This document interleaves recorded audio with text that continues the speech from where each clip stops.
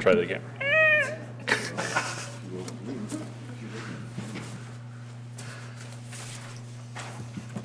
Sonny said that $1 million, I need $10 million, Joe.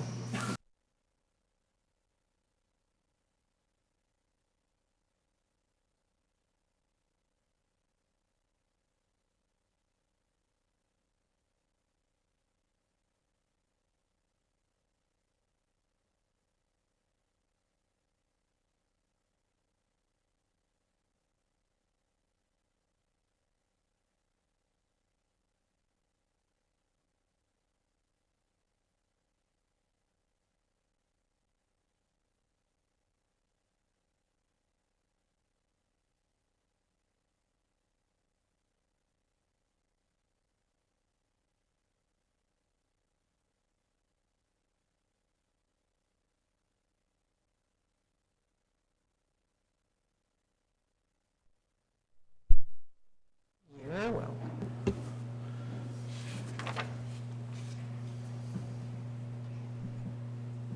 So quiet. If we had that music, Lenny. I hear it. You're up. Call this meeting of the Fremont County Board of Commissioners to order. If you'll please rise and join us for the invocation from Todd Luce. Sorry, Todd. Grandview from the Grandview Christian Church, followed by the pledge. I've been called worse. Would you bow with me, please?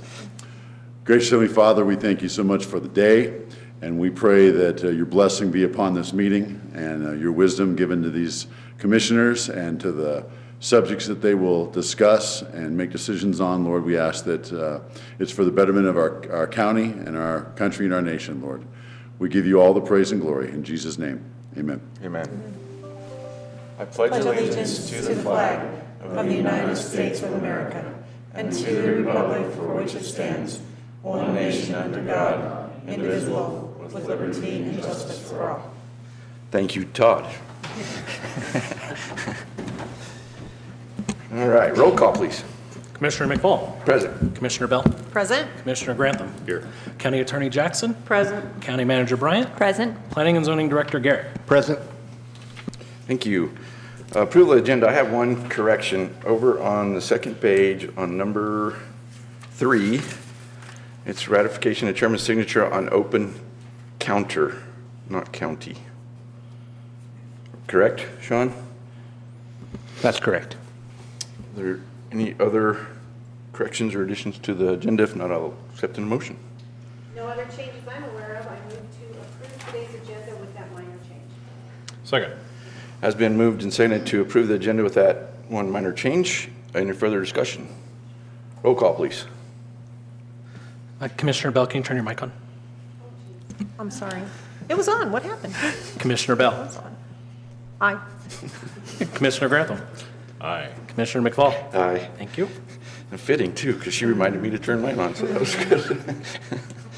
All right, on to the consent agenda. There's quite a few things on here. There's a couple that we need to talk about. Number 8 and number 9 to start with. We have changed the meeting dates for the regularly scheduled Board of County Commissioners meeting. The first one from June 8th, we're moving it to June 10th. Along with that one, there is a scheduled public hearing for Twin Enviro landfill. There will also be new notifications going out. Sean will get those out prior to the meeting like normal with the proper days of notification. Number 9 is also changing the date of a regularly scheduled Board of County Commissioners meeting from July 13th to July 14th. Both of those meetings will start at 9:30 as normal, just on a different day. And again, a public hearing on June 10th for Twin landfill. Also to note, on April 27th, which is our next meeting, we have a scheduling a public hearing for an SRU 20-001, which is Phantom Canyon RV Park, for a possible revocation of due to violations. And then on May 11th at 10 o'clock is another public hearing, request approval for a special review use for a contractor's yard, which will be located on the south side of Highway 115 between Ash and Willow Streets. Mr. Chair, I move the approval of the consent agenda, which includes all those wonderful things you were talking about, including the rescheduling of the meetings of June 8th and July 13th to June 10th and July 14th, and the 2 public hearings, one for April 27th at 10 a.m. for Phantom Canyon, and May 11th at 10 a.m. for the SRU for the contractor's yard. I second with the note that we will also continue to mention those changes of our meeting date as time goes on, so folks don't forget. Absolutely. It has been moved and seconded to approve the consent agenda. Any further discussion? Roll call, please. Commissioner Grantham. Aye. Commissioner Bell. Aye. Commissioner McFall. Aye. Motion carries. All right, we'll move on to staff and elected official reports. We'll start with County Clerk's monthly report. Mr. Grantham. Thank you, Mr. Chair, and good morning, everyone. Good morning. Good morning. The total motor vehicle fees, sales tax, and recording fees collected for March of this year were $1,676,859.89.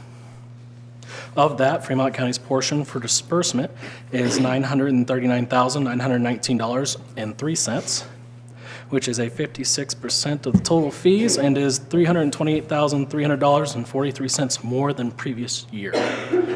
Year to date, our office is up $597,699.89. And honestly, that is probably due more to the stimulus packages on top of tax returns. People are going out to lots and buying things. If you haven't noticed that here in Fremont County, and along with Pueblo for that matter, there are no cars to buy. They're all gone, and it's from what I've been hearing, it's hard for the manufacturers to keep up with the demand. So it's going to continue down this way for quite a few more months. So I'm happy to say we're up, and we'll continue to be up for a little bit longer. Those dealers were down for a little while because they were making ventilators instead of cars, so imagine it is taking a while to catch up. Yep. Well, that and we're crossing they're starting to make the new models for next year. So they're halting models for this year.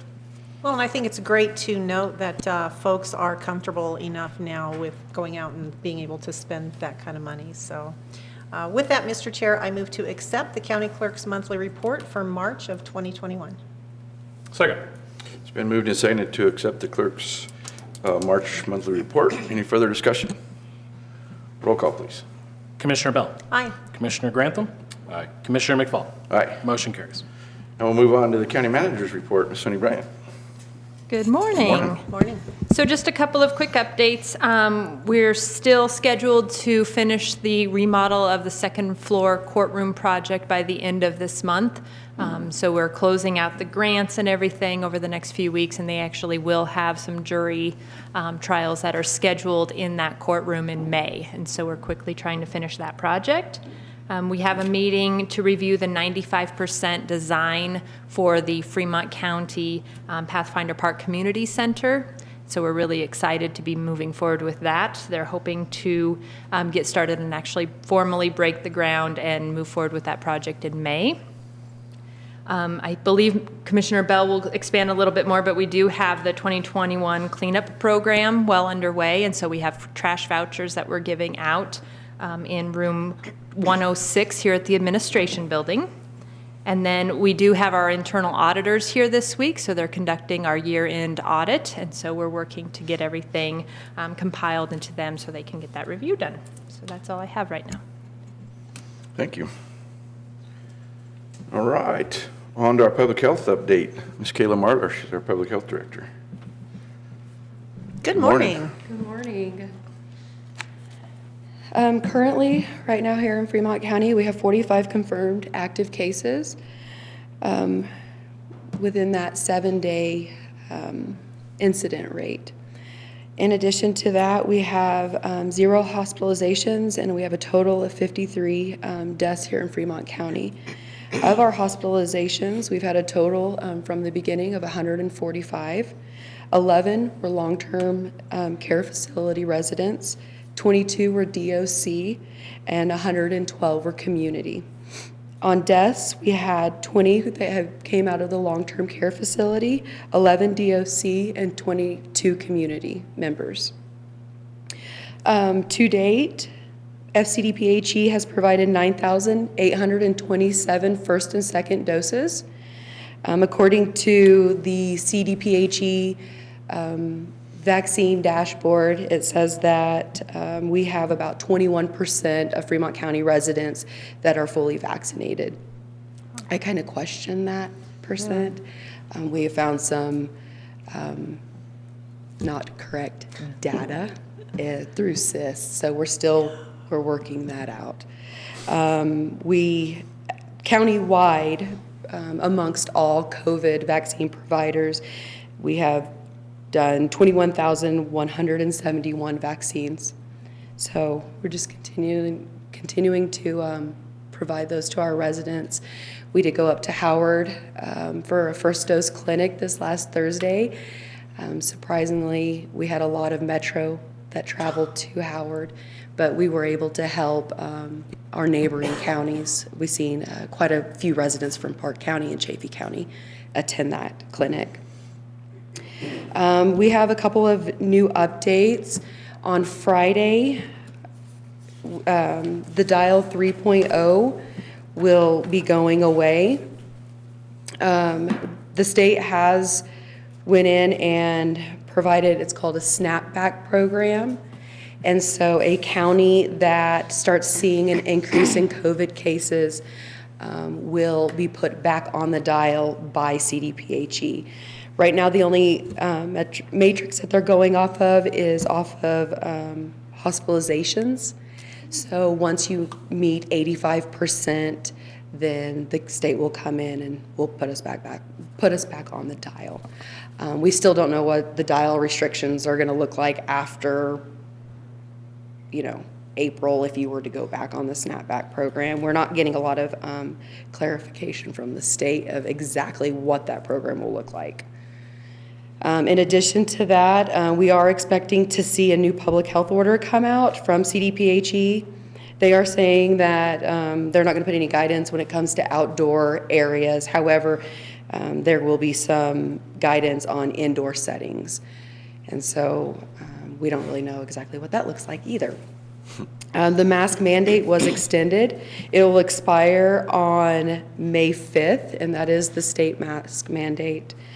Right now, there is talk that after May 5th, the statewide mask mandate won't be in place. However, through the public health order, they'll require masks to be worn in schools and in healthcare facilities. So as of right now, what that looks like for Fremont County, we are in blue. We clearly do not foresee going to green by Friday. And so at this time, we are required to wear our masks. And then once that mask mandate is up, I'm not making any recommendations at this point to do a local executive order for Fremont County. After May 5th, business owners, they are allowed to put a mask mandate within their facility. So it will be interesting to see which businesses will continue to do that. I think on that part, Kayla, I think there may be some local businesses that want to. I think there'll be corporations that have to because of their corporate direction. But it'll be interesting to see, like you say, what happens. Yeah, and right now, through that new public health order, what's being discussed is a mask still having to be worn in childcare settings, indoor children's camps, public-facing government facilities, medical and healthcare settings, also within personnel services like nail salons, barbershops. So we still... Isn't that public-facing state government facilities? Yeah. Yeah, state is the key word there. Yeah, state. And then also upcoming events. FCDPHE will be hosting a blood drive on May 26th. We're still working out those details.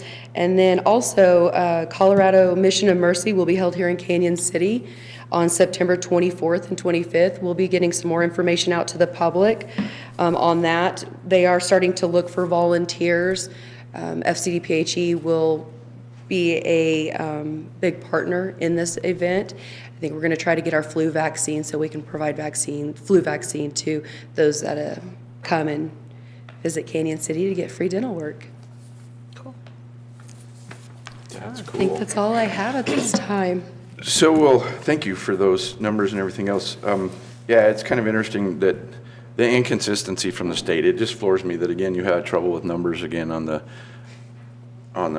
program that they're using, whether they're in or wrong or whatever's happening. But it's been that way the whole time. It's frustrating.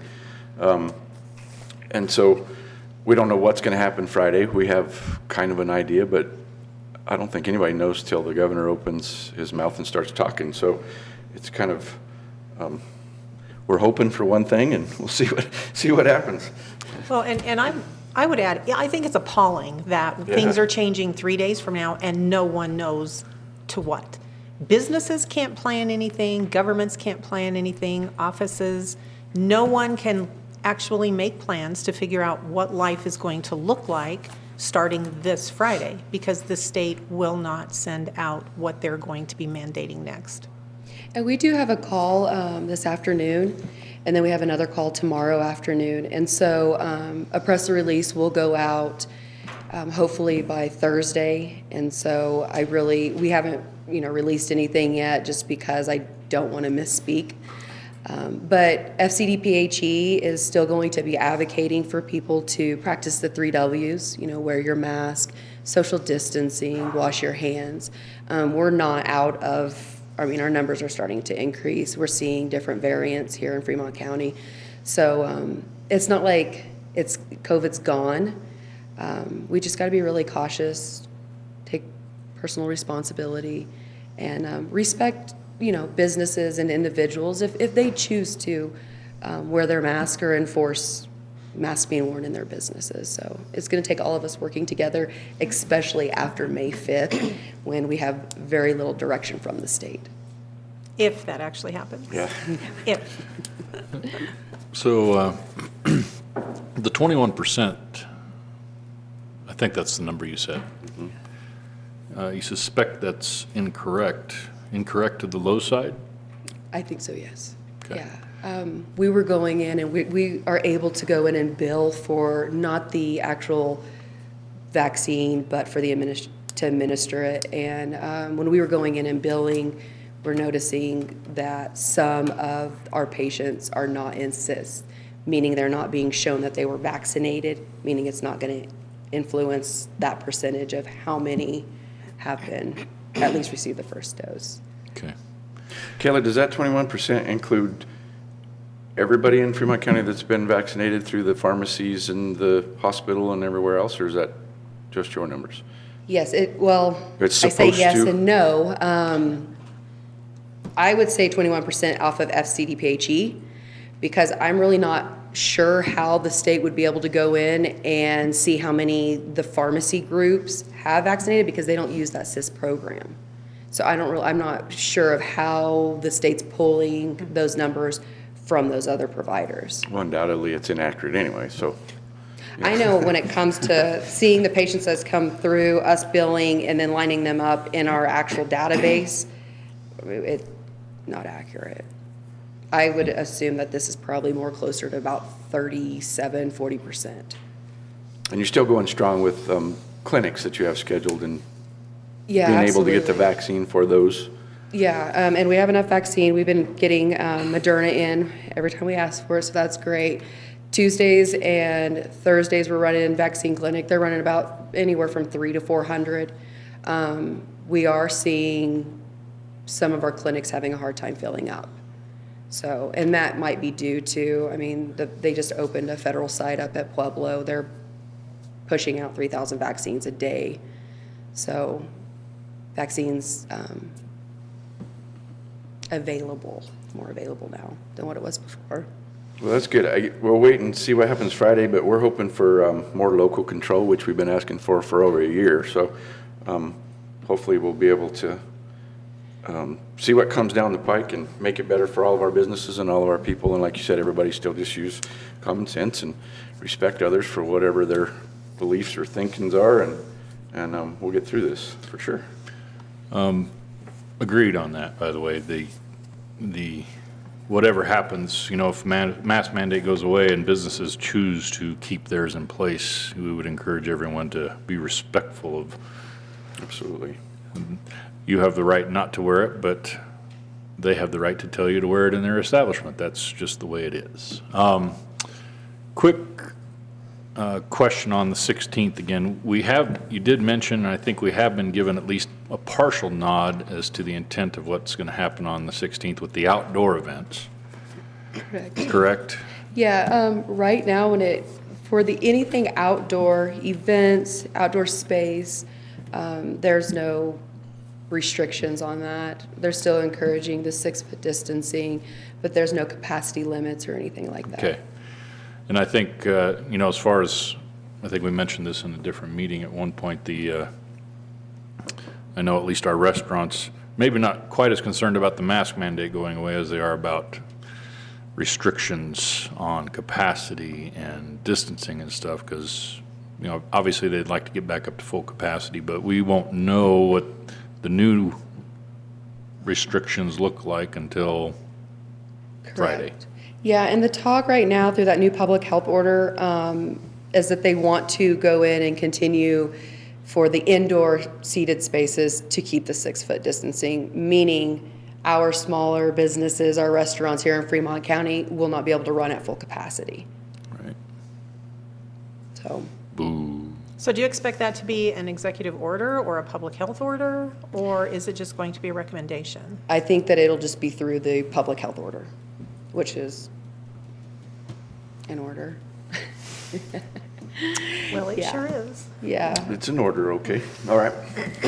Any other questions or comments for Kayla?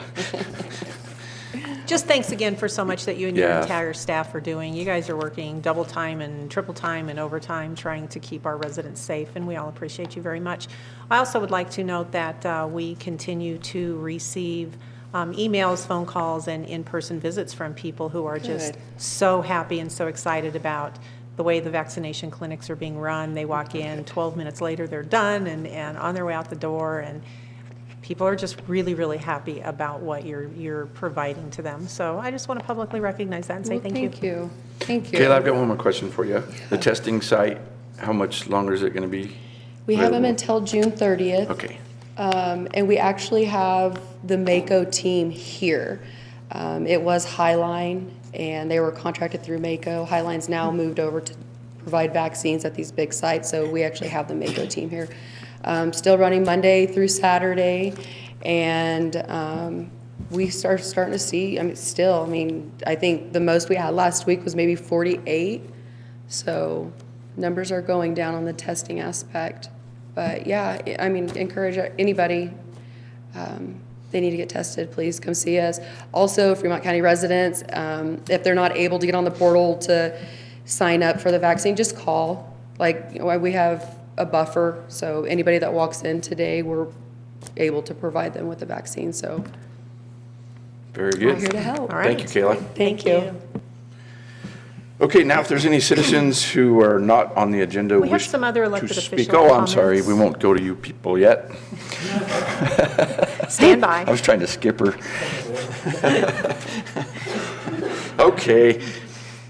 Commissioner Bale, do you have something that you'd like to Indeed, I say? do, surprisingly.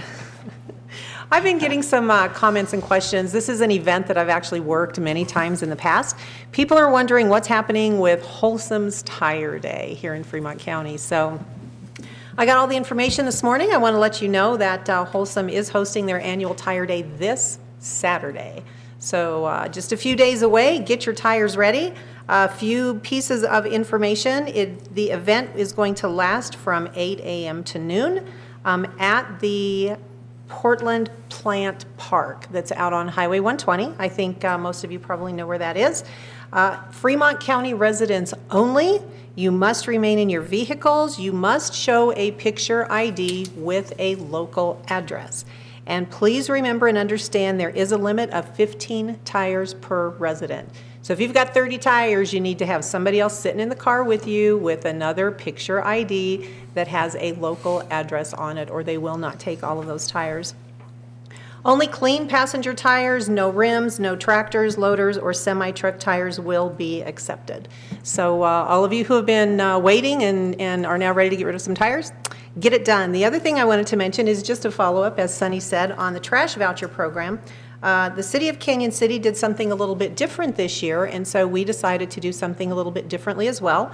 We typically provide trash vouchers only to residents who live outside of city limits, but we put a little bit more money into our pot this year, and we were able to provide vouchers for folks who do live inside city limits. Right now, we have 30 of those vouchers left, so not very many. If you want one, you better come down and get one. Countywide, we still have 170 trash vouchers that are available. So this program is always a very popular one. Please understand it does have a few limitations on it.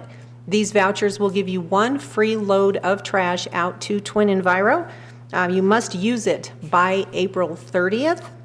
And don't forget, this is trash you must take out to the dump yourself, the landfill. We're not picking up your trash for you. Neither will any of the companies. I guess we've had some folks asking about that this year. So same voucher program, we just have more vouchers available. Come into our building and pick one up in room 106, and let's clean up Fremont County. Thank you, Mr. Chair. You're welcome. I want to follow up on that. Florence is also having a April 19th through April 23rd, a spring cleanup. They're saying if you have city trash service, you just put out the trash with your garbage in the alley if you have alley service, and they will pick that up. If you do not live within the city limits, contact Fremont County for the land vouchers. So Florence also has something going on for cleanup. So it is that time of year. Yes. Commissioner Grantham. What? I just want to mention the same thing that I always mention, and I can't stress it enough. We're starting to see fires pop up north and south of us, and it's very dry out there. We've had a little bit of moisture, but not nearly enough moisture.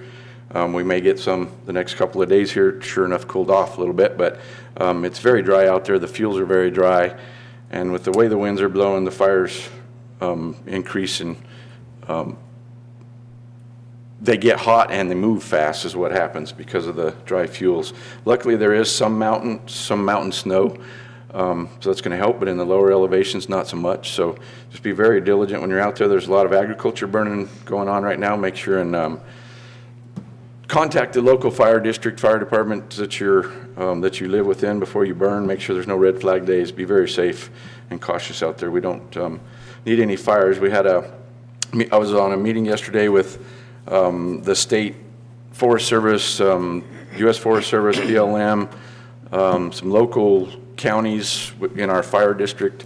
Everybody's gearing up for what they're predicting to be a hot, heavy fire season. So be very careful out there. The state's preparing for it as well. I think they've budgeted this year for an aircraft that's going to help fight fires, which is money well spent the way things are burning. But Forest Health is in pretty bad shape, creating fire danger. So just be very careful out there. All right. Okay, anyone else?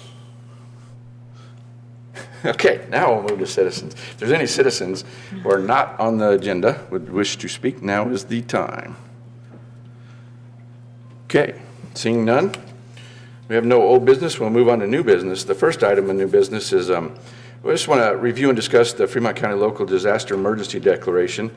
We started this back in March 2020, and when the state declared emergency disaster. And on February 22nd, 2021 was the last time we were renewing it every 30 days. We now have it in place where it's going to renew on its own every 30 days, and we will be under this until the state comes out of a emergency declaration. What this does is allows us for federal and state monies to come through. We're using a lot of money in public health, and then a few other departments as well. So just wanted to bring that up, that still is in place and will continue to be until the state comes out of a emergency declaration. Any further on that? Just to add to that, Mr. Chair, and to maybe just reemphasize what you just said, the ongoing emergency declaration, the automatic renewal, doesn't, if we didn't have that in place, it would not get rid of our current situation, the mask mandate, the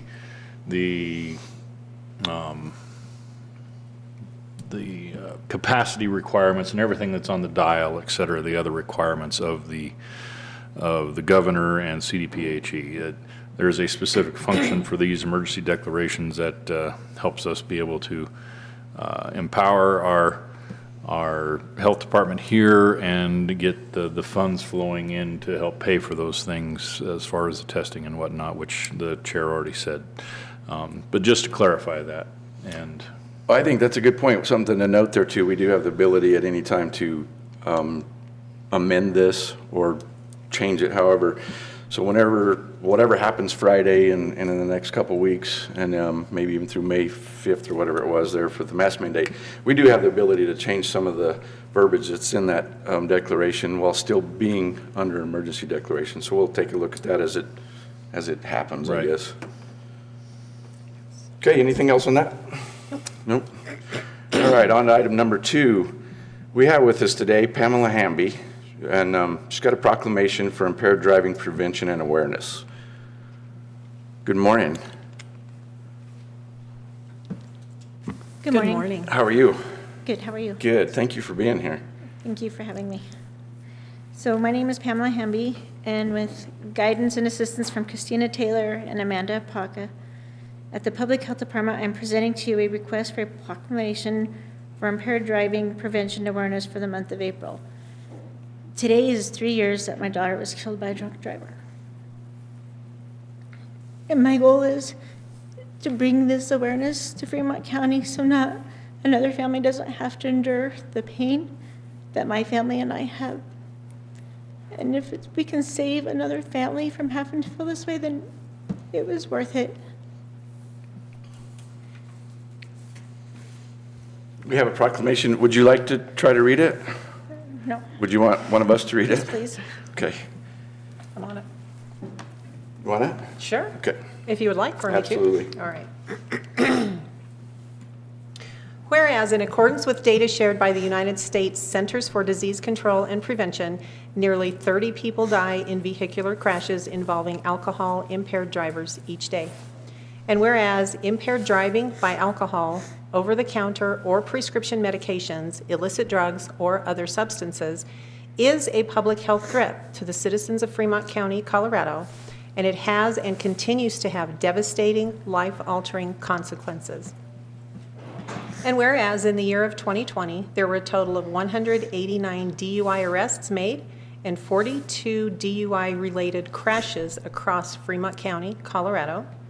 And whereas we are committed to reducing the number of impaired driving-related crashes across Fremont County, Colorado by making available resources and education and ensuring that educators, healthcare facilities, public health, and law enforcement agencies have the resources they need to keep staff educated and keep our community safe. Therefore, on behalf of the members of the Fremont County Commissioners, in memory of Brianna Sanders Samora, the Fremont County Board of Commissioners, consisting of Debbie Bell, Dwayne McFall, and Kevin Grantham, hereby proclaim April 2021 as the month of impaired driving prevention and awareness, and encourage all citizens to help support the work that is being done in impaired driving prevention and awareness throughout Fremont County. So with that, I just would like to say thank you so very much for being here. I know you host an annual walk. Yes. That is an event to not only raise funds to go towards this, but also to just raise awareness and to remind people this is a problem. As you said, when someone dies in one of these accidents caused by alcohol-impaired drivers, it leaves families broken. It leaves them torn and shattered, and a piece of them will forever be missing. You said nearly 30 people die a day. That's almost 11,000 people a year. That's 11,000 families. And if you think about how many members are in a family and the friends that they leave behind, that's a lot of shattered lives. And so I really hope that by bringing this out of the dark and by talking about it, that people will stand up and pay attention and will stop and think twice again before they get behind the wheel after they've had a drink. So thank you so very much for being here. Yeah, Pam, thank you for being here. Such a strong lady to do this. You had your walk last Saturday. I think it was pretty well attended as well, right? Yeah, over 200 people attended. That's awesome. That's awesome. And I think it is something that everybody is aware of, but unfortunately it still happens. So to bring this out and to know someone that it's touched personally is pretty serious. With that, Mr. Chair, I move to approve the proclamation for impaired driving prevention and awareness for April 2021 in Fremont County. And I will second that and add my voice to the other two commissioners. Thank you for being here. I know this is probably the toughest of all days to have to be able to do this, but also the most appropriate. So thank you for sharing that with us today. It has been moved and seconded to approve proclamation for impaired driving prevention awareness for April 2021. Any further discussion? Roll call, please. Commissioner Bell, Aye. Commissioner Grantham, Aye. Commissioner McFall. Aye. Motion carries. Thank you. Thank you. Thanks so much for being here.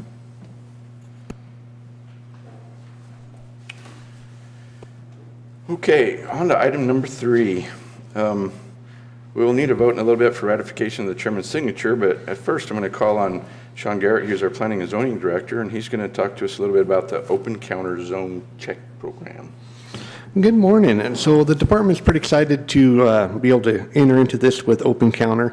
So what the basis of the program is the general public will be able to go online, enter in what type of business they want to do, whether it's an office or a restaurant, a contractor's yard, various different ones. They'll answer a few questions, and then it'll bring up a map of all the properties in the county where that use could possibly occur, and it'll also let them know what type of permits would be required, whether that's a commercial development plan or a special review use, or if it would just be permitted in that zone district.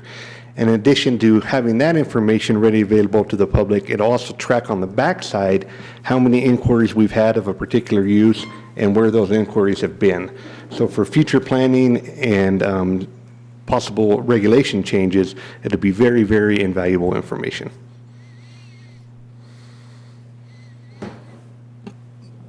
When are you expecting to get this live for customers? So this should be live within the next couple months.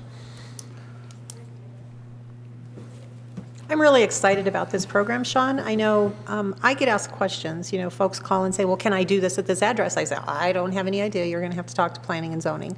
So that really is information that currently is not available to anyone outside of the department without coming to you and having that conversation.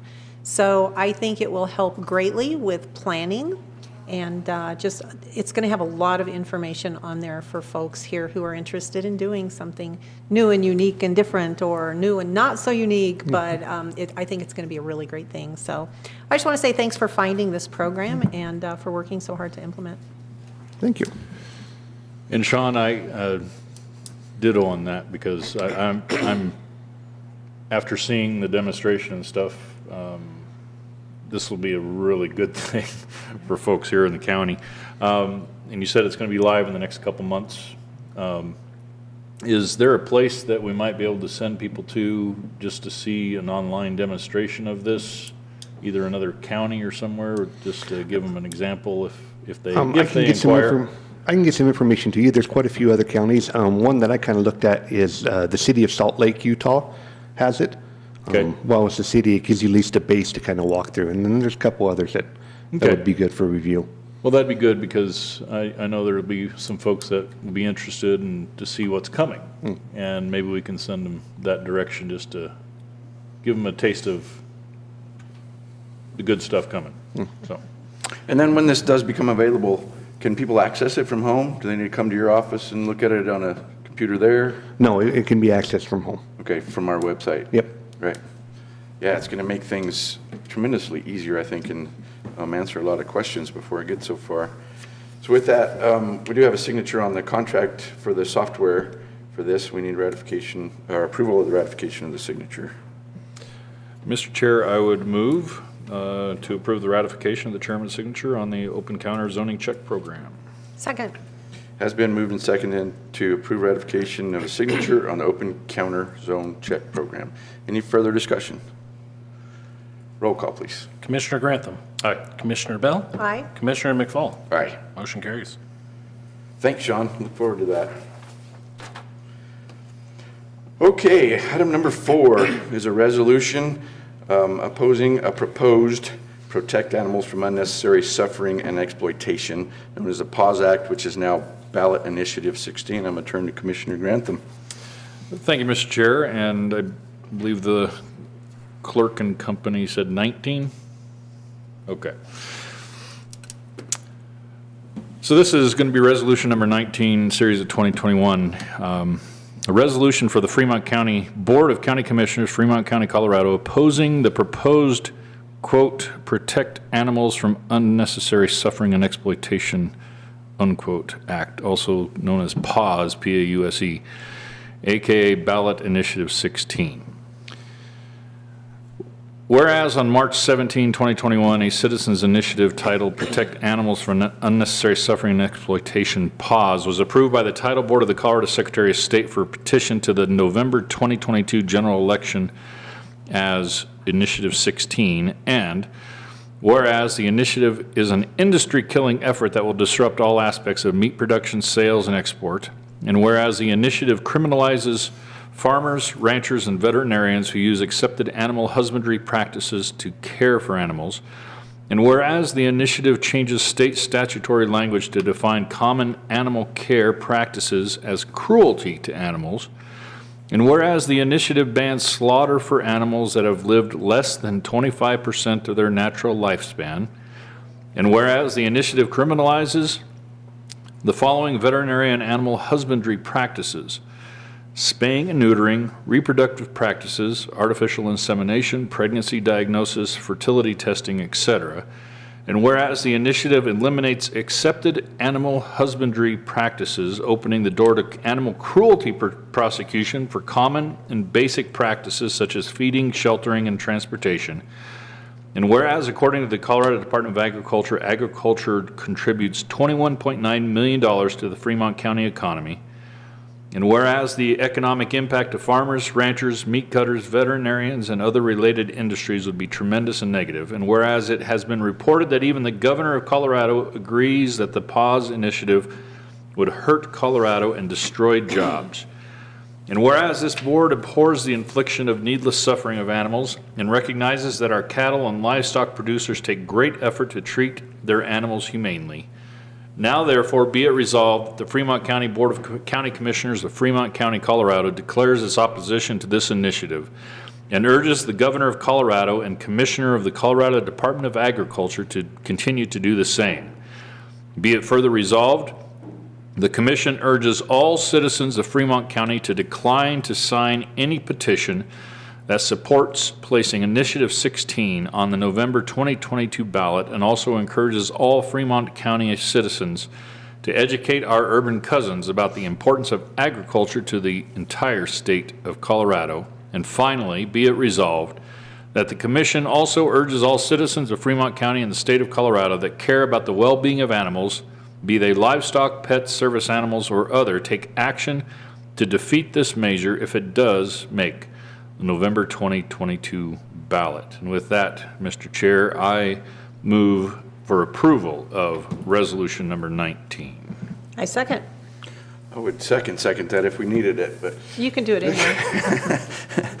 All right, it has been moved and seconded to approve resolution number 19, which, man, just to oppose this, right, Where to begin? open for discussion, yeah. I don't know where people come up with this kind of stuff that they come up with. Animal husbandry is getting more and more refined as the years go. It's been around for centuries. Cattlemen, meat producers, not just cattlemen, all meat producers, have found ways to increase cattle's capacities, their lives. In this proposed thing, they talk about an animal can't be consumed until it's a quarter of its life. They figure a cow lives 20 years. The only reason a cow lives a healthy 20 years is because of the animal husbandry practices that are being used on cattle, and the same as other meat raisers. There's a lot of organizations that are gathering up to fight this as well. The Farm Bureau, the cattlemen, pork growers, there's several others that are are combining together to fight this. And this is a battle that I wish we didn't have to fight, but we do.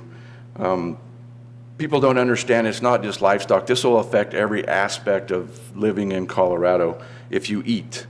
It'll affect the price of food. It'll affect the price of everything from cattle on up. So everybody needs to be aware of it. And I think one of the best things out of this is to urge everyone to not sign the petition, to get it on the ballot. And if for some terrible chance that it makes the ballot, to make sure and vote against it and educate our urban neighbors, which a lot of them are outraged about this as well because they enjoy a nice steak and a hamburger. Any other discussion? Yeah, Mr. Chair, just to add to your list, you mentioned Farm Bureau and Cattlemen's as being organizations, Colorado-based livestock organizations that oppose this measure. Add to that the Colorado Dairy Farmers, Colorado, I think you mentioned wool growers, Colorado Livestock Association, the Colorado Pork Producers Council. Everyone is lining up against this measure. It is deceptive, to say the least, in the title, as if it is going to protect animals, which it does actually nothing of the kind. It's actually the ag producers and livestock producers that are actually caring for these animals. And as you mentioned, Mr. Chair, the husbandry practices that have evolved over hundreds of years, I mentioned to you this morning, thousands of years, honestly, that are just being thrown out the window under the guise of caring about these animals is really reprehensible. All this will do is jeopardize our livestock producers, and it's reprehensible that they use these deceptive means, which we should be used to, right?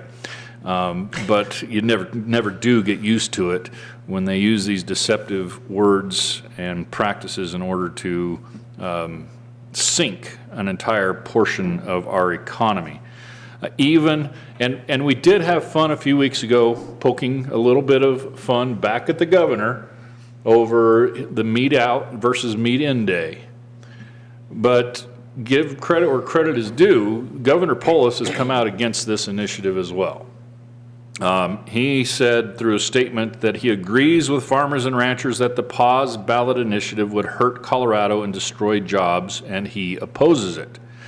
Our Attorney General, Phil Weiser, also someone that we don't normally address directly here from the commission, but you would not see us probably politically, at least the three of us, on the same side as the Attorney General here in Colorado very often.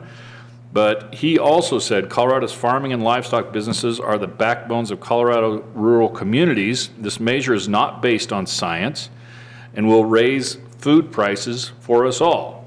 Worse yet, it will cost rural jobs and devastate communities. I will be fighting against it. And that's Attorney General Phil Weiser here in Colorado. So, folks, this is a $5 billion a year economy, part of our economy here in Colorado, $5 billion.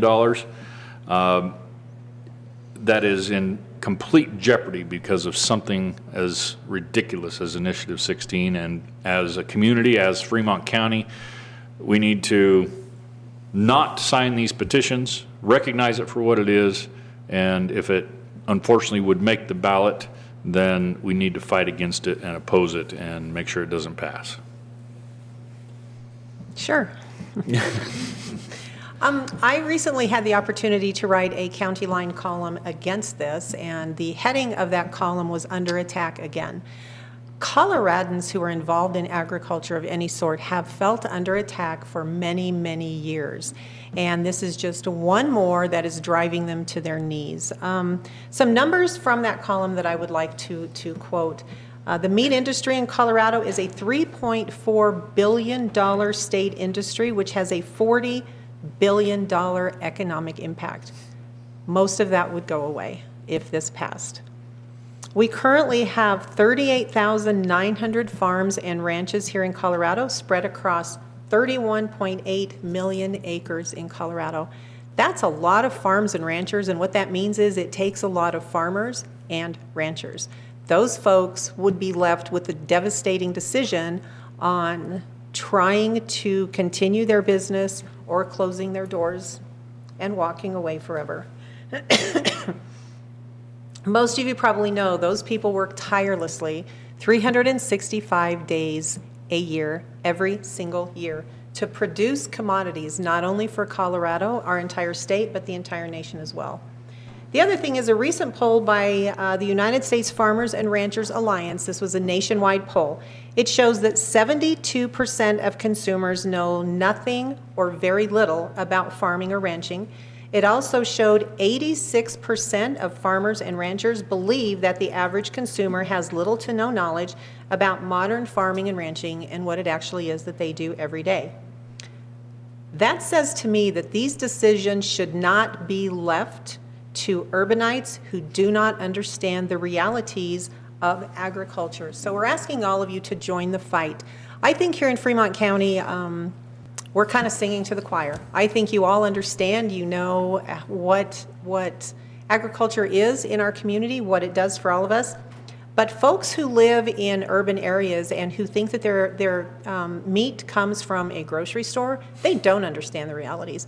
Those are the people that we're asking you to reach out to talk to everyone across the state that you know and help us try to fight this. First of all, refuse to sign a petition if one is ever presented to you. And if it does make the ballot, please vote no. So, thanks, Mr. Chair. I would like to mention too that this has been sent to the Colorado Supreme Court because of the title board decided it was okay as it was. It's not a one subject matter, and it should be. So there is yet to see what a Supreme Court decision is on this. But yeah, I guess another thing I could say is when you're reaching out to those urban folks that may not know, may not be savvy on what a farmer and rancher does, whether you do it on social media, in person, however you do it, be respectful. There's no reason to be hateful to people. You get further being respectful to those people and educating them rather than just cutting them down and criticizing them. So I ask that you be respectful, but also think about the farmers and ranchers and your life. If this was to pass in the state of Colorado, how it's going to change drastically. Even if you're a vegetarian, it would change drastically. So think about it, do some research, and let's see what happens. Thank you for mentioning the title board issue, because in Colorado, it's a constitutional requirement that anything that goes on the ballot is a single subject. Even the state legislation is required to be a single subject. Does it always accomplish that? No. But the title board, their specific job is really to make sure that that is, the language of the title captures what's in there. And they actually had to jump through several hoops in order to make it look like a single subject, and when in fact it's demonstrably not. It's at least three different subjects. It was overuse of a single term today, reprehensible. Again, the title board almost appeared to be in league with this effort, the way they went through their machinations in order to make sure they got this thing titled so they could run their petitions. I mentioned to the chair that they have a little bit more leeway on citizens initiatives, but actually that's not the case. I was rethinking about it. It's actually legislative action when they put something on the ballot. They can get away with more as far as the subject rule. The title board dropped the ball on this, and we're going to have to fight it now when we shouldn't have had to go through this in any case. Thank you for mentioning it, sir. You bet. There's several initiatives like this potential ballot issue. There's several bills that are being introduced state and federally. A lot of those we feel are unconstitutional. The Fremont County is never going to stand behind an unconstitutional anything. This is not particularly unconstitutional. This is just plumb crazy, for lack of a better way to put it. But even though this may be on the ballot and not a bill, I encourage everybody to reach out to their legislators and stuff and get them to oppose it publicly. The more that we can get the word out there and get the truth out there, the better off we'll be in the long run. Okay. Commissioners, sorry, I think I gave you the wrong number. Okay. Okay. I didn't bring my updated list, so I'm not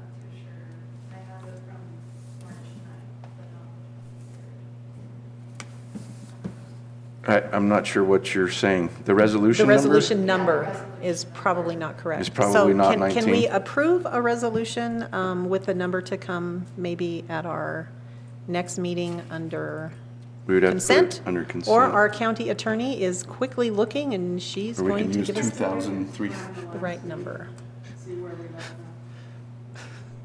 Okay. It'll be in today's minutes, correct?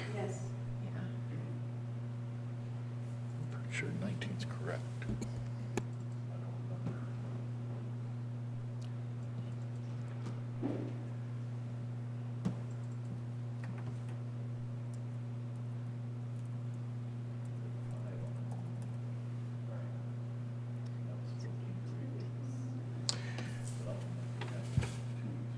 I'm looking, hold on.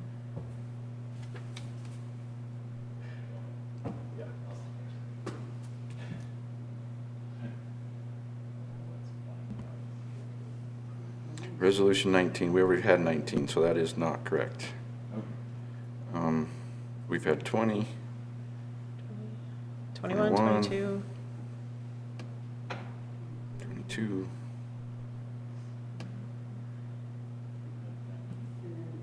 Yes, camping and this, that's a liquor license, so it would be 23. Number 23. 23. Thank you. No, we appreciate the correction. Yeah, Yep. thank you for that. Okay. So I would amend my motion to resolution number 23. And the second accepts that amendment. All right, thank you for bringing that up. So we have a motion and a second to approve resolution number 23, opposing the proposed pause, or AKA ballot initiative number 16. Any further discussion? Roll call, please. Commissioner Grantham. Aye. Commissioner Bell. Aye. Commissioner McFall. Aye. Motion carries. Okay, deep breath on that one. Get off of that subject. All right, number 5, we have the Humane Society of Fremont County Shelter Update. We have Doug Ray here this morning, Director of the shelter. Good morning, Doug. Good morning. Thanks for being here. I made some packets, and I don't think I made enough as I'm sitting back here, so... We can share. Well, you guys don't need to share. Justin, sorry.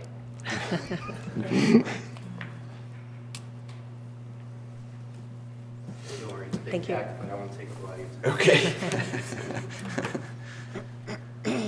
Thanks. Thank you, sir.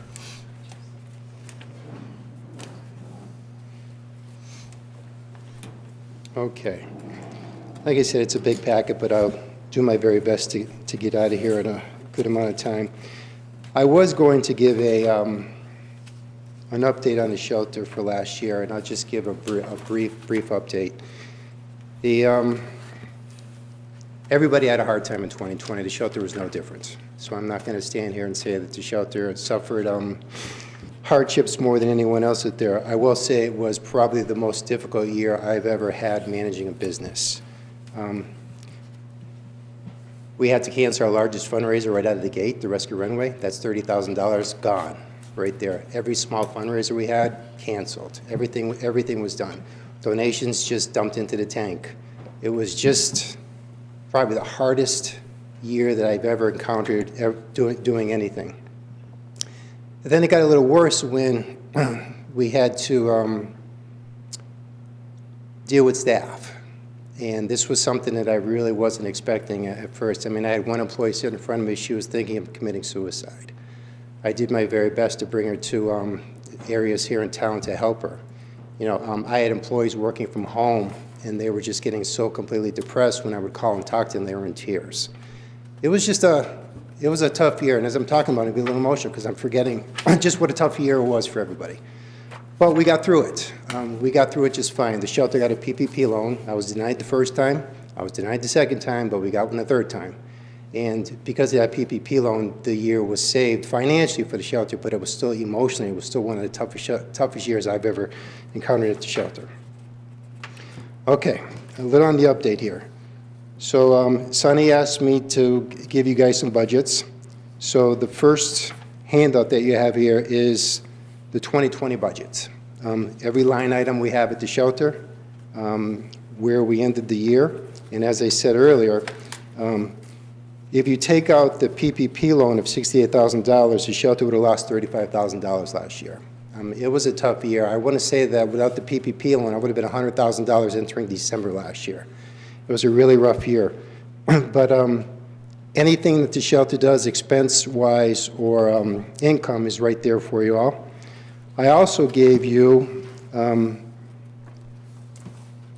budget year-to-date, so you can see where we are year-to-date. And, you know, if you look at the bottom line, it says that the shelter is $71,492 up, but that's not really true because we got a PPP loan of $75,825 this year, and we got that in February. So minus that, the shelter would only be up $5,000 year-to-date. But I still expect the year, right now the shelter's been losing for the past year $7,000, $8,000, $9,000 a month. And thankfully, we have something called the WAN Foundation, which pretty much comes in and saves us every year from losing money. So those are the two budgets you all asked for. Doug, I have a question. Sure. Just to note that in the corner of those budgets, it says 12/15/2014 on your software, up in the top right, left corner. Yes, Both of them say that. that's when I created it. You created the program or the spreadsheet, but not the budget, correct? I created the budget. You did This the is budget in my budget that I brought to 2015? Fremont County 6.5 years ago. This is what I've used in past shelters. So this was the actual date that I created this budget way back when. I mean, I update it every year, but that. It's when you created the spreadsheet. Yes, that's correct. Yes. Well, that's what I said. Yeah. I'm sorry. I'm sorry. Okay. That's all But it if you is. created this budget in 2015, you're way off, dude. No. Okay, or 2014. All But right. if that was true, I'd like to know how he knew about COVID I know, right? that many years ago. Right. Okay, the next thing is, this is called, these are my monthly comps. Every animal that comes in a shelter, it's tagged here. Every animal that leaves the shelter, it's tagged here. We update these monthly, and you're looking at, the first one you're looking at is all of the numbers for 2020. The first sheet is all animal control numbers, and when I say animal control, I mean animal control, sheriff, and police. It's all together. And the next sheet is all just animals, coming in, animals on site, how animals came in. They came in as owner surrenders, they came in as strays, they were transferred in. Dispositions, we have something called return to owners. We have, dogs and cats were adopted, animals were transferred out, and then you have the died. Then the next one actually breaks it down into how, this is the third page, how the animals died. What was the reason? And I think it's important for me to know at the end of the year exactly what the reason was why certain animals died. So we tagged them all there. And we also have an owner, OR just means owner request. So 10 and 20 is just somebody brings an animal in for whatever reason, it's not doing well, it needs to be put down. That's an owner request euthanasia. And the last one is everything just brought together. It just tells you at the amount of animals that were euthanized, the amount of animals were received, the amount that were euthanized, the amount that died in kennel, that might have died in foster, total deaths, and then the live release rate. I report 2 live release rates. I think it's the most transparent and honest thing to do. The first live release rate includes owner-requested euthanasia, and the second one excludes owner-requested euthanasias. And those are the 2 that I post at the shelter every year. So as you can see, if you exclude owner-requested euthanasia, we still ended the year at 97.46, which, as of last March, I didn't think we would be anything close to it, because when COVID first hit, the first thing I did was I had my shelter manager create space in the shelter, and she created 55 openings, because I thought for sure we were going to get crushed with surrenders because people couldn't afford them anymore because they were out of work. It never happened. I mean, one of the good parts about COVID, if you will, the shelter's been empty. Typically, there's like this ebb and flow where, January, February, March, and April like this, and then it starts ticking up with kitten season, April, May, and then June, July, and August are 3 busiest months, and then it spikes down and it stays like that. There was no spike last year. It never came in. The animals I thought were going to be surrendered, they were just never surrendered. It was just the strangest. I've been doing this for 18 years. I have never seen anything like this in animal welfare. And this year is trending the same way, numbers-wise. I don't claim to understand it, I just know that it's really happening. And I've talked to other shelters across the country, and they're experiencing the same thing. So my guess would be, Doug, and I don't know, just off the top of my head, I'm also a dog lover and owner and cats, and I rescue all of my animals. Seems to me as though if people are staying home more, they want that company. They want those animals to be around them. Well, I had Because to work that's from why home. that's why you Yeah, have pets. You're to right. I begin mean, with. I worked from home for when you know, because we follow whatever the county does for COVID, we follow you guys. And whenever we went to like the 50% capacity, I said, "Oh, Crystal, you can't be here. I can't be here. We have to go home." And my dogs drove me crazy at home. I mean, it's just holy smokes. It was just like I love them dearly, but God, after a while. And then when I actually went back to work and I came back, I swear to God, they were depressed. They were just like, God, Dad's not here every day anymore. Yes. But yeah, I agree with you. Yep. That's why we have them. We want to be around them. Right. Okay, so those are the comps for last year. And I also gave you the comps year to date. And I can give you these guys every month if you want. I'll just go to the very last page on this one here. The shelter has a 99.21% save rate for the first 3 months of the year. That's the highest 3 months I have ever experienced in my 18 years doing this work out of the first quarter. Again, things are happening, and it's hard for me to put a stamp on it and say it's because of this. We have a 100% save rate for cats. That's never happened. You might have a 100% save rate for cats 1 or 2 months in a row, never for 3 months in a row. It's just, the team is just doing a remarkable job over there. Save rate. We only had two animals that were put down. And the 2 animals that were put down were one dog that had a brain tumor, poor quality of life, and one animal that had one dog that just wasn't safe to be put on the streets. I mean, the dog, unfortunately, just needed to be put down. So I just want to back up here on number 4. I think it's important. I'm probably giving you too much information here, but total shelter intakes for all areas, this is last year, they were down 18%. So that's 257 animals. So last year we received 1,142 animals versus 1,399 the year before. So the animals are down. Typically that's, you want to see the animals go, you want to see the intakes go down every year because that means you're doing a good job with spay and neuter in the community. ACO, and again, ACO means, it means animal control officers, it means sheriff and police. Live intakes for all areas that shelter contracts with accounted for 26%. And just so you know, the shelter contracts with 9 municipalities: Fremont County, Custer County, Canyon City, Florence, Williamsburg, Cold Creek, Rockville, Silver Cliff, and Westcliff. And so on the live intakes, for comparison reasons, last year, all areas were 30%. That was in 2019. Now the county, this is county specific, the county ACO, sheriff, and the residents accounted for 38% of all live shelter intakes in 2020. And the county ACO, sheriff, and residents accounted for 40% of all live intakes. Now, the second one just includes DOA. Like somebody finds a cat on the road that's dead, the dog on the road, they bring it in, we have to cremate the animal.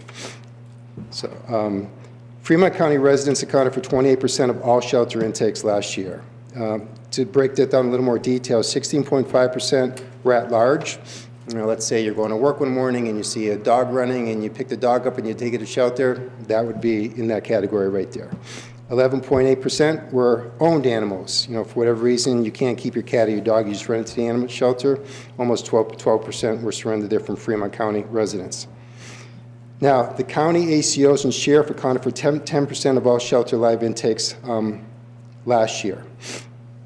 For comparison reasons, county ACO and sheriff was also at 10% in 2019 and 14% in 2018. And remember that because that's kind of important information coming down the road. I'll share with you in a minute. The shelter of total adoptions for last year was 540, 227 dogs, 257 cats, 56 others, and another is just anything that's not a dog or a cat. Total shelter return to owner, 364, 347 dogs, 17 cats, and that's typical. Really, if cats come in the shelter, rarely are we rehoming them, but we do a fantastic jobs with dogs. We have a 50% RTO rate, that's return to owner, and that, to the best of my knowledge, that's the highest in the entire country. I mean, that is just so for every 2 dogs that come in the shelter, 1 of them goes back to their original home, which is simply fantastic. We also transfer animals in from other shelters and rescues. We transferred in 69 last year. Total deaths last year, that includes 5 residents who came in and requested that we put their animals down, was 34, 25 cats and 9 dogs. So the shelter ended 2020 with a 97.46 save rate. That includes owner requests, like I talked about before, and 97.02, no, I'm sorry, that excludes 97.02, including owner requests. Now, something we started new last year was, and I hadn't done this in any of the 17 years I've been doing this, was we get an awful lot of stray animals in the shelter, and they're not in good condition.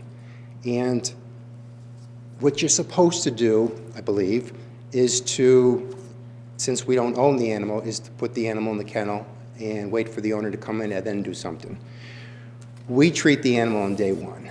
I think it's the best thing to do. Like, Deb, I know your dogs. I mean, if one of your dogs came in and let's say you and Charlie were up in Denver, you know, something, I think you'd come back and you say, oh my God, Doug, thank you for treating my dogs. You know, if one of them was hit by a car. So we do that. So we started tracking the expenses, and for Fremont County, it came out to be $8,555, and this is for at-large and court cases. Somebody gets thrown into court tomorrow, animal control goes in their house, picks up their dog is in terrible condition, we treat that dog. We don't want to just throw it in the kennel and just leave it there for God knows how long. We just had a guy that was put in jail, and he was in for over a month, and his dog was not in great conditions, but we treated him, and we got the dog where it needed to be. Okay, so I'm skipping around here a little. So on the next sheet, this one here,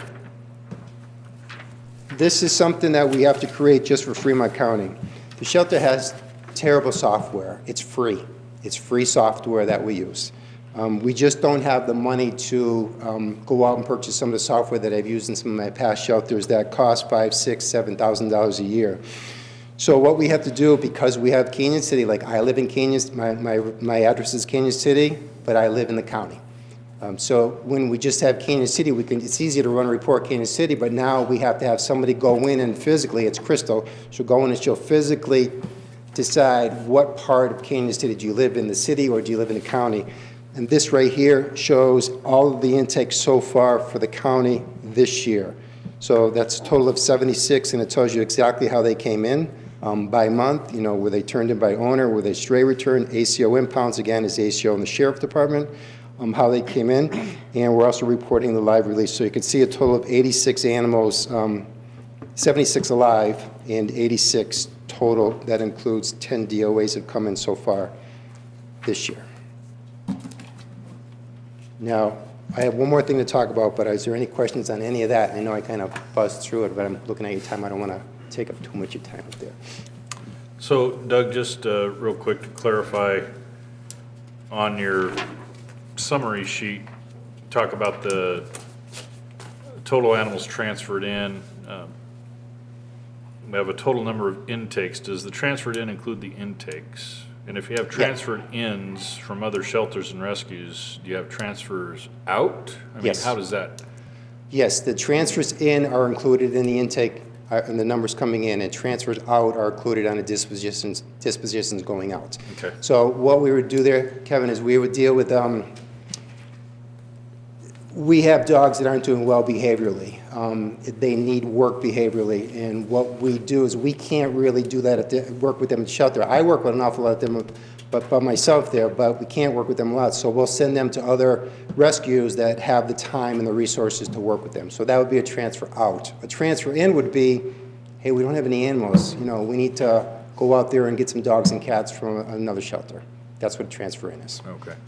Yeah, because I'm just curious on that as far as how do you choose what comes in? Or do the other shelters just say, hey, I'm sending you 5 dogs and 3 cats, and you get what you get, or how does that work? Or do you trade across to, what's the logic behind the transfers? It's been kind of eye-opening out here to have a dog sit in a shelter for 3 or 4 months.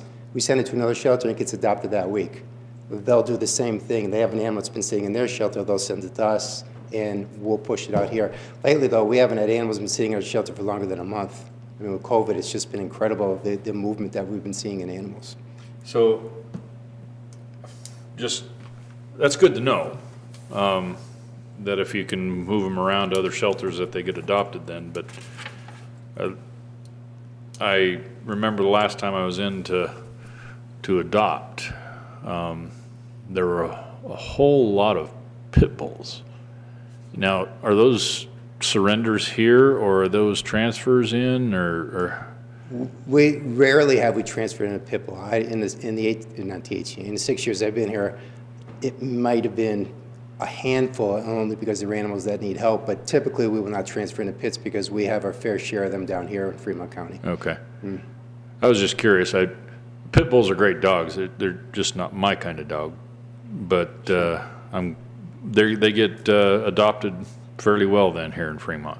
Yeah, I want to say right now we don't have many in there right now at all. We just don't have it. I want to say we have 5, maybe 18 dogs and maybe 12 cats, something like that. There's just not a lot, but they're not 18 pit bulls. Okay. I had questions also, but they were all about the transfers in and transfers out. So he's already asked, and you've already answered, so thank you. Okay. So the last thing I want to talk about is I spoke at the Kansas City Council last Monday, and I had somebody call me that Wednesday, that morning, and say that I was all over the place when I was talking, and that kind of happens. I'm from New England. I tend to talk fast, and when I talk about something that's very passionate, my mind can't keep up with what I want to say. So I wrote down a little something here. I kind of want to talk about that, then we can talk about it in great detail. Yesterday, I met with someone from Penrose. Last week, I was talking with folks in Howard and Cotopaxi. So today, I speak on behalf of animal-loving residents from Fremont County, me and my wife included, because, Dwayne, we live in your district. The Fremont shelter has averaged a 97% save rate for over 6 years, while the largest shelters in Denver, with way more financial backing and resources than we have in Fremont, might save 90% of the animals, and they don't have to take in every animal like we do in Fremont. Yet year after year, the Fremont County has achieved the highest animal save rate in the entire state of Colorado, the entire state. And in 2017, your animal shelter in Fremont County was named one of the 2 best animal shelters in the country. That's the entire United States. We were one of the 2 best. The Fremont shelter has received endless national recognition for the life-saving work, putting Fremont County on the nationwide life-saving map. Anybody that knows anything about animal welfare has now heard about Fremont County. So today, people and animals in Fremont County need your help. The large and the very wealthy businesses in Denver are trying to stomp on small rural businesses and force their unsuccessful business models onto highly successful businesses like Fremont Humane and hundreds of small animal rescues across rural Colorado. This is a problem, and in my opinion, really shouldn't be tolerated. But there's a bill in the Senate right now that will outlaw your local shelter from saving what I estimate to be the 5 to 10% of the animals that need help the most, while giving the mighty and powerful Denver shelters that are armed with millions of dollars and full-time lobbyists the authority to kill the same animals that we save in Fremont. This bill only saves healthy and safe animals, and it sounds good on paper, but it's not. The bill will effectively euthanize the animals that need the help the most, the treatable medical and untreatable behavior animals. So in front of you is a packet, and the first thing in it is the bill. It's House Bill 211160, not to be confused with the one you all were just talking about, which is 211106. But you talk about titles of the bill. This says it's a bill for an act concerning the care of pet animals in the custody of certain pet animal facilities. It has nothing to do with animal care, absolutely nothing to do. This bill talks about, at length, about the animals that can't, excuse me, 1 second.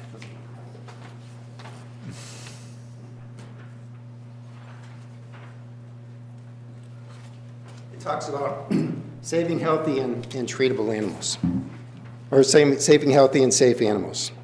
And I'll talk about that in a minute. The second document is what we're giving to the senators right now as a fact sheet. So we actually had to hire a lobbyist, excuse me. And, excuse me, and she's been going around handing out this to all the senators. The third is a resolution that the city of Kansas City gave me last Wednesday night. I'll be honest, I walked into Kansas City asking if I could use their logo to oppose this bill. They wrote me a resolution. I was not expecting that at all. The fourth thing is, this is going to be my testimony that I'm going to be giving on April 22nd.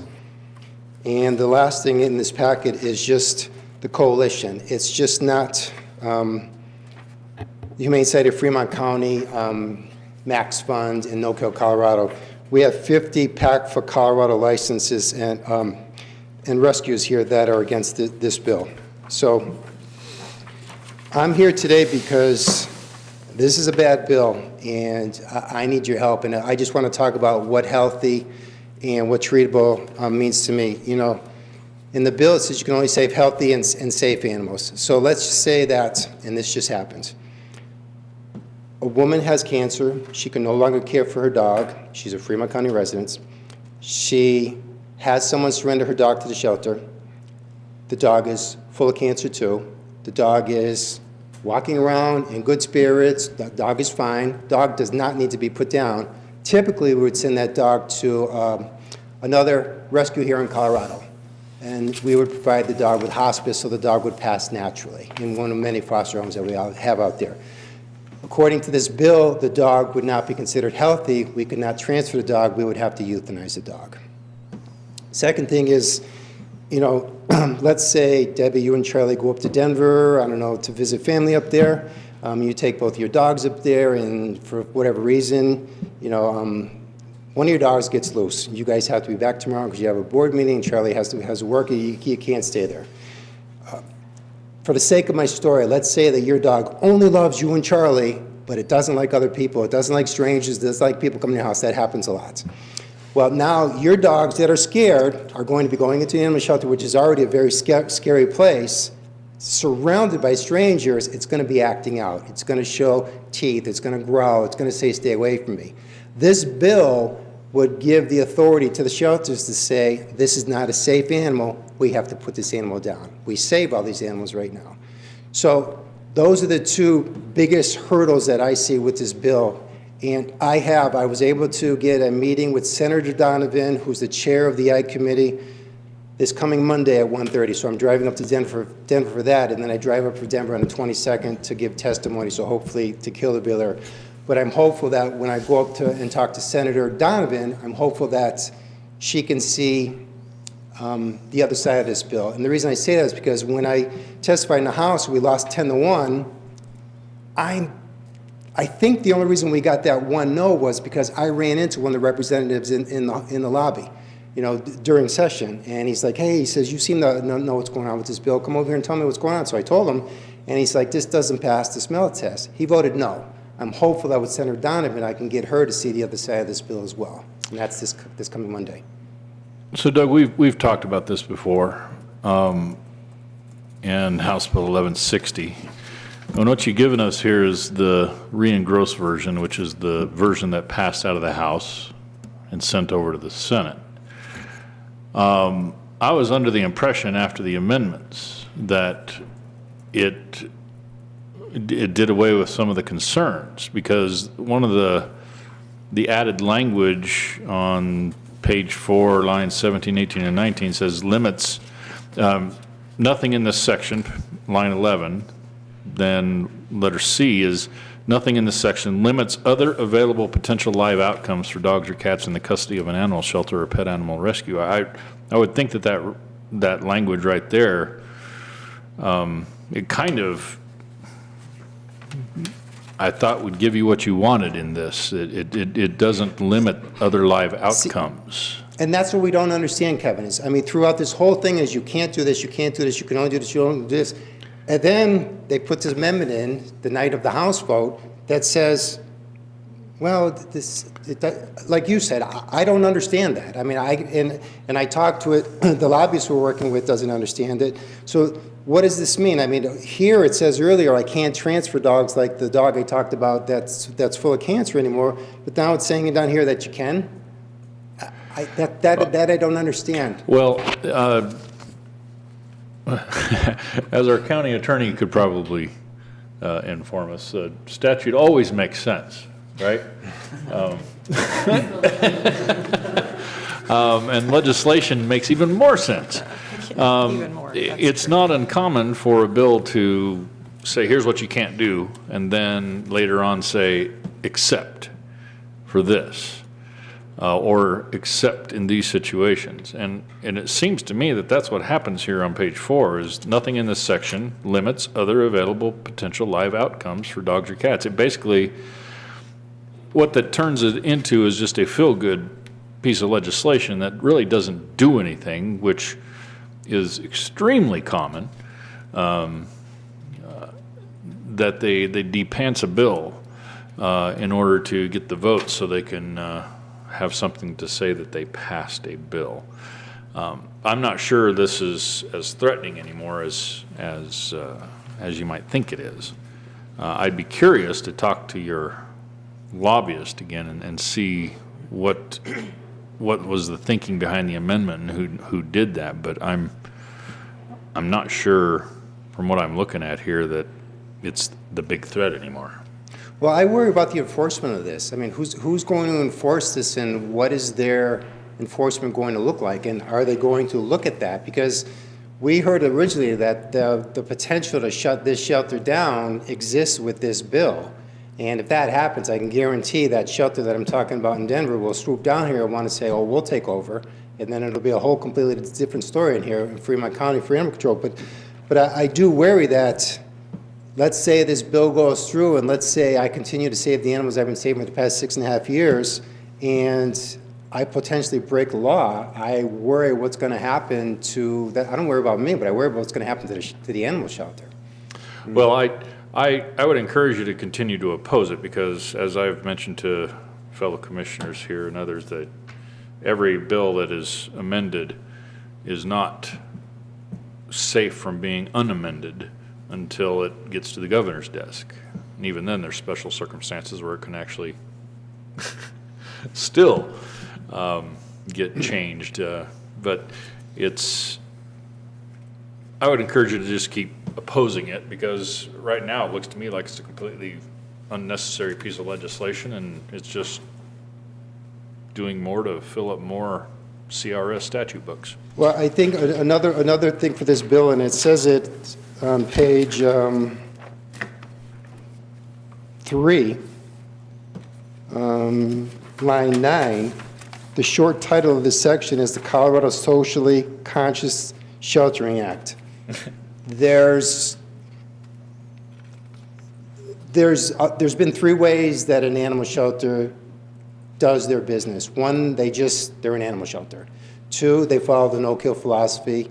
And 3, this is brand new, social conscience, which wants nothing to do with either the no-kill. So this is a definite attack on what's been happening here in Fremont County for the past 6.5 years. And when I say no-kill doesn't mean animals don't die. I said earlier that we had to put down 2 dogs for whatever reason. I mean, we would never release anything on the streets that's not safe or whatnot. But animals do die, which is why we don't save 100% of the animals every year. I mean, this year we're at 99.21, which is typically odd, but typically we're around 97% every single year. Well, I have to say, I have not read this bill other than what I'm sitting here looking at, but you also said one thing in one of your scenarios that if it was passed, and I forget, it was a dog, and the dog came in and it showed its teeth, that you, as a shelter, had the authority to put that dog down. That means you decide whether that dog's going to be put down or not anybody else. So that's easy. Right now, yes. Yeah, yes. I think we 99% of those dogs are just scared. Well, I know, but it says you, so you're the enforcement of that one. But we find that with a lot of these proposed bills and stuff like that. First of all, can they be enforced? Who's going to enforce them? Half the time there's nothing to do with that. But if you have the authority to do it, it's still on you. You have that authority now, whether to put an animal down or not. Well, and I think that's a problem that's happening up in the Denver shelters is they're getting the business from their community for killing this animal or that animal or this animal. Well, now they can say, no, I have to kill it. It says it right here, I have to kill this animal. Well, in one of the amended paragraphs, though, Doug says, for each healthy and safe dog or cat in its custody, an animal shelter or pet animal rescue shall adopt out the animal, return the animal to its owner, or transfer the animal to another animal shelter or pet animal rescue. It sounds like those are the three things that you currently do, and Except it's- I think the sticking point here is the word safe. Yes. Who determines what safe really is? So I have concerns with that word. We in met here with the bill myself. sponsor, and we said, if you change the word safe to treatable, we're in. They didn't say yes, they didn't say no, it was dead silence. We didn't get an answer. So it still comes down to the definition of safe and having, do they define the word safe anywhere in here? No, no. John says they do. Page 3, column 16. Oh, sorry. Page 3, Gotcha. line 16, yep.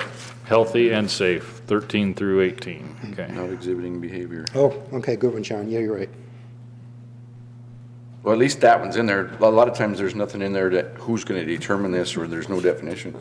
But you also, Doug, mentioned that you transfer and you send dogs that you're not qualified to deal with behavioral issues. You send them elsewhere to get help anyway, Yes, right? yes. So Now, that, the problem is, Kevin, is if we get a dog in, like Deb knows, this is the time of the year where I'm going to start walking past her house every day with dogs that aren't socialized well with humans, and I take them in the community to get them where they need to be. Those are the dogs that wouldn't be considered safe. So I couldn't send them to another shelter like you're talking about because according to this bill, they're not considered safe versus right now. Gotcha. I contact the rescue, we've got this dog has this, and this, here's the issues we have. That's okay, we can work with that dog, we can take it. gotcha, okay.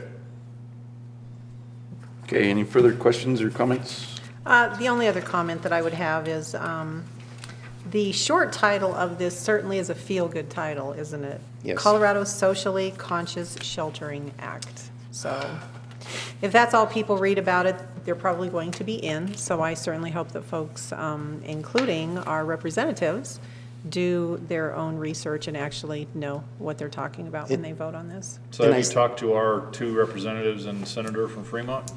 At the last town hall, yes. Okay. In fact, prior to me getting up and speaking, Senator Heisey talked about how difficult it is for smaller areas to raise their hand and be heard. Then Stephanie Luck got up, and Representative Luck, and she said the same thing. And she talked about what actually happens up there. And I raised up my hand and says, I just went through that. I just stood up and said to a House committee, I've been doing this for 18 years. I'm running a shelter that's got the highest open admission save rate in all of Colorado. We save 97% of the animals every year. I would have thought they'd say, ooh, we need to talk to the... Nobody asked me a question. It was like a punch card. It was like, holy smokes. It was just like they didn't want to hear anything I had to say. I was listening to some testimony yesterday on another animal bill, and they said they had talked to stakeholders, and most of the stakeholders that were there to testify, they'd never spoke to them. So it's the same thing. They claim they've talked to folks like you. but- Representative Duran said Yeah. the same thing in her closing argument that night. She says, I cross my Ts, I dot my Is. You all know what a good job I do. I've contacted the stakeholders. The three biggest stakeholders in Colorado, me or us, Max Fund and No Kill Colorado, no phone call, nothing.